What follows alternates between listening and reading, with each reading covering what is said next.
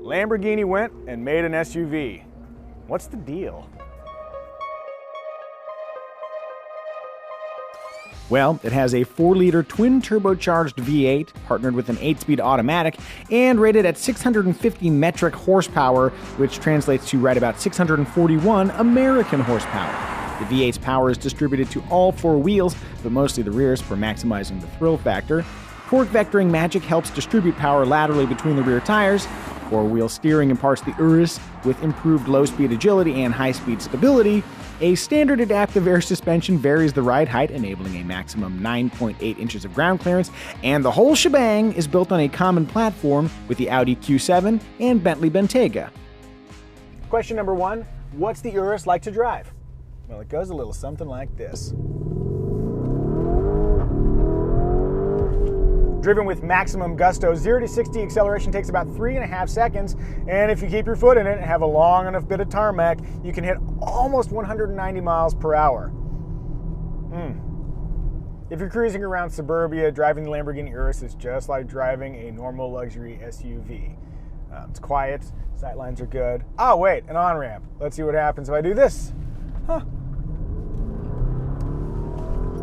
right, it's a little bit zippier than a normal luxury SUV.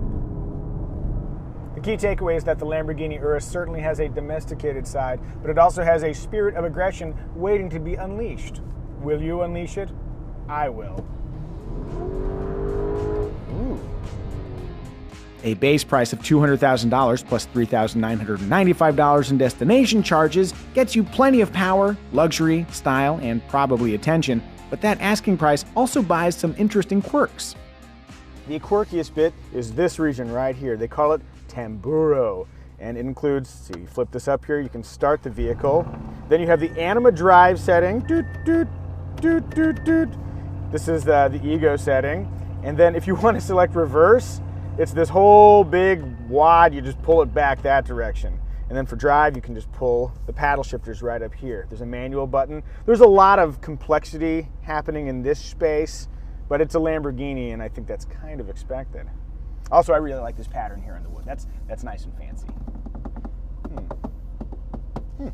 Oddities aside, the interior of the Lamborghini Urus is exceedingly well outfitted. I mean, glorious stitching, soft materials. This leather looks like your grandfather's old couch, but in a good way.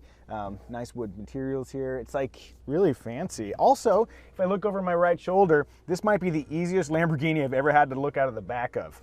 In terms of occupant space, I'm 5'10" with a long torso, and I have plenty of headroom up front here. Nice place to put my arms. The steering wheel feels good in my hand. Comfortable seat.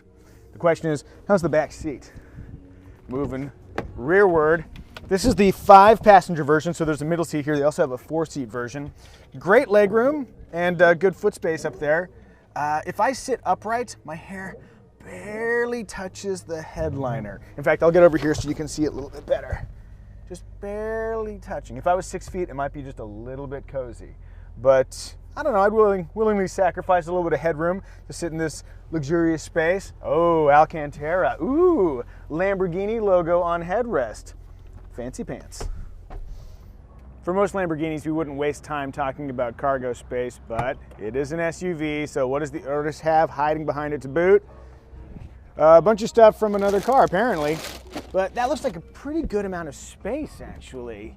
If you needed to haul some actual gear, yeah, that's a pretty decent cargo hold. And then I'm also noticing over here, there's this button that you can use to raise or lower the vehicle for easier cargo access. As I push it down, it'll now drop on Tim Dennon's poor head, thus injuring our otherwise, oh, I'm sorry I got in the way of your car. Terribly sorry. Terribly sorry, awfully sorry I got in the way of your car.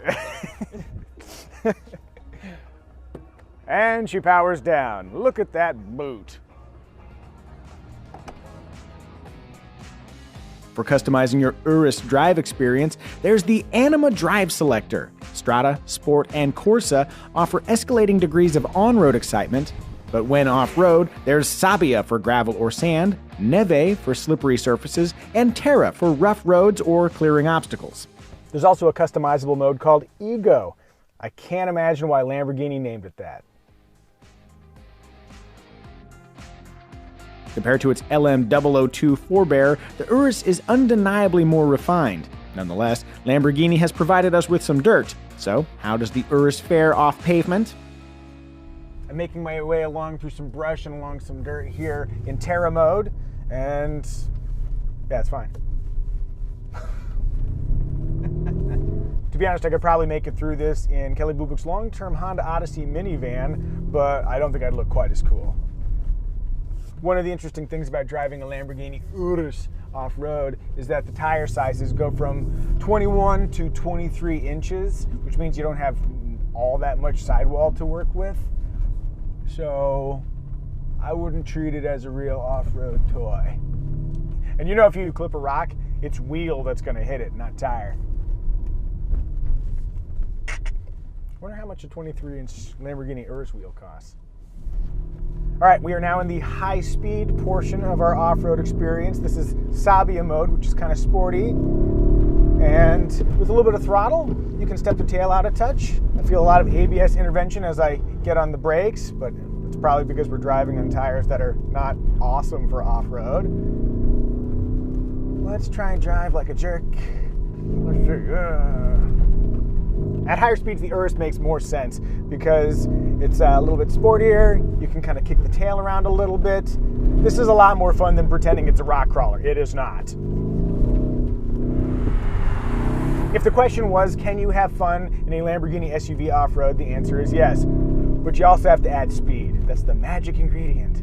Speed.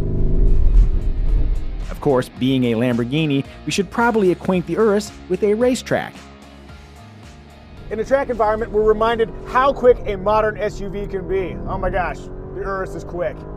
It's easy to be dazzled by the acceleration, but the Urus's braking is similarly impressive. In fact, maybe more so. 17.3 inches of brake rotor up front, along with 10 piston calipers. Carbon ceramics, massive braking power. On tarmac, there are three key drive modes we're looking for. Strata is the mellowest. We can go up to Sport though, and what's remarkable about Sport is how well suited it is for track. The transmission does a brilliant job keeping the Urus in the proper gear at all times. Even when you come up to a braking zone, it automatically downshifts. Hard brake at the 5, downshift, downshift. The Urus has active roll stabilization, and it's true enough, very flat in the corners. Despite being a tall vehicle, the Urus feels properly sporty. I wasn't pausing for dramatic effect, I was just drinking it all in.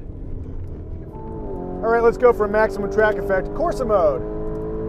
Ooh. Unlike every other Lamborghini that the company makes, in Corsa mode, the Urus will handle automatic gear changes. You can still select manual if you would like, but it will operate automatically, which is kind of convenient, and it does a really good job. If I was a less engaged driver, I could just sort of leave it and let it do its thing. Now let's get paddle shifty.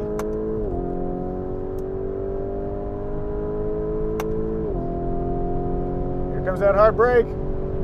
What? All right, no surprises here. The Urus is incredibly fast. One fun detail is just how different the Urus sounds when you have it in the different modes. So this is Strata, and it feels very quiet. You're not going to offend anybody when you show up to the Home Goods or the Trader Joe's. When you pop it into Corsa, oh, you start to get that Lamborghini sound.